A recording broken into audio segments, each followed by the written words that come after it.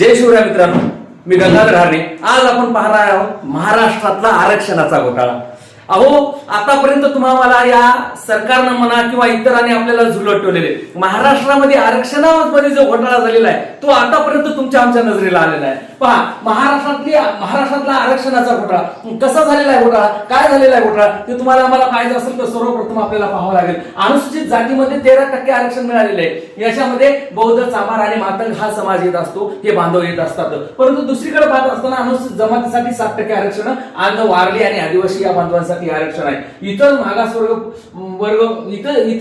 प्रवर्ग जे छगन भुजबळ साहेब सांगत असतात की आमचे 52% किंवा 50% किंवा 60%च्या आसपास इतर मागास प्रवर्ग आहे. परंतु या ठिकाणी मी पुराव्यानिशी आपल्याला सांगू इच्छितो की छगन भुजबळ साहेबांचा जो म्हणत आहे की आमचा एवढा मोठा 60%च्या आसपास इतर मागास प्रवर्ग आहे, ती फक्त लोकसंख्या 19% आहे. याच्यामध्ये कुणबी, माळी, कुंभार इतरत्र जाती यामध्ये समाविष्ट केलेले आहेत. आणि विशेष एक गोष्ट सांगायची वाटते की याच्यामधल्या 50 जाती ऑलरेडी वगळण्यात आलेल्या आहेत.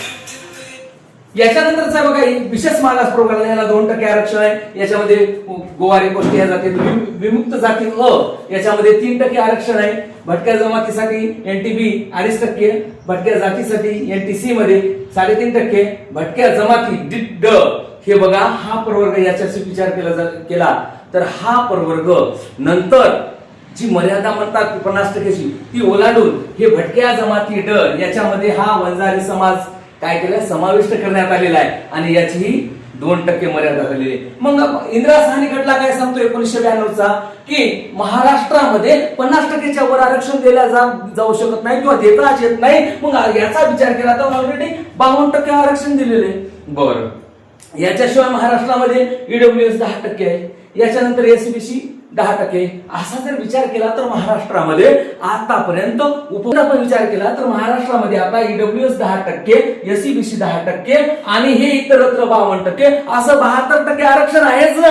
मग तुम्हाला या असणाऱ्या सरकारनं किंवा या राज्यकर्त्याने केवळ त्याचा राजकीय फायदा व्हावा म्हणून सांगण्यात आलेले की आम्ही 50%च्या वर आरक्षणाची मर्यादा ओलांडू शकत नाही किंवा ही मर्यादा ओलांडता येत नाही. अरे भावांनो, तुम्हाला या आरक्षणाच्या घोटाळ्याच्या माध्यमातून या महाराष्ट्रामध्ये झुलवत ठेवण्यात आलेले आहे आणि याच्यामधून सांगण्यात आलेले की 50%च्या वर आपली मर्यादा ओलांडता येत नाही. परंतु भावानो, ही आकडेवारी पाहिल्यानंतर आपल्याला पहा, तुमच्या आमच्या समोर हे सत्य समोर आलेलं आहे आणि महाराष्ट्रामध्ये जो काही आरक्षणाचा घोटाळा झालेला आहे हे तुमच्या या आकडेवारीच्या माध्यमातून नजरेत आल्याशिवाय राहत नाही. म्हणून उठा, जागे व्हा, नुसतं बघायचं नाही तर लढायचंय. आणि जे म्हणत आहेत की आरक्षणाची मर्यादा ओलांडता येत नाही 50%ची, ती ऑलरेडी आतापर्यंत आपण ओलांडलेली आहे. याच्यावर नक्कीच तुम्ही आम्ही विचार करण्याची गरज आहे.